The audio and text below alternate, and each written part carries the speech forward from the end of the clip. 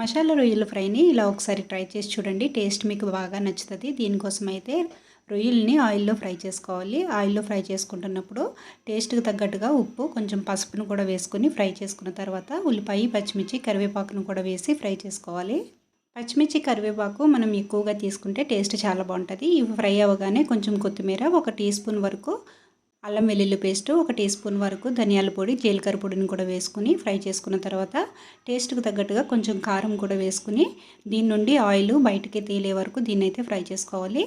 ఘాటు ఎక్కువగా ఇష్టపడే వాళ్ళు 1 టీ స్పూన్ వరకు మసాలా పొడిని అయితే యాడ్ చేసుకోండి. నేను 1/2 టీ స్పూన్ యాడ్ చేశాను. కొంచెం కొంచెంగా వాటర్ మనం స్ప్రింకిల్ చేసుకుంటూ దీన్ని ఫ్రై చేసుకోవాలి. ఇలాగా ఆయిల్ తేలే వరకు దీన్ని ఫ్రై చేసేసుకుంటే ఈ ప్రాసెస్ అంతా కంప్లీట్ అయిపోతుంది. ఇది చల్లారిన తర్వాత కొంచెం నిమ్మరసం కూడా యాడ్ చేసుకోండి. నిమ్మరసం యాడ్ చేయడం వల్ల టేస్ట్ చాలా బాగుంటుంది.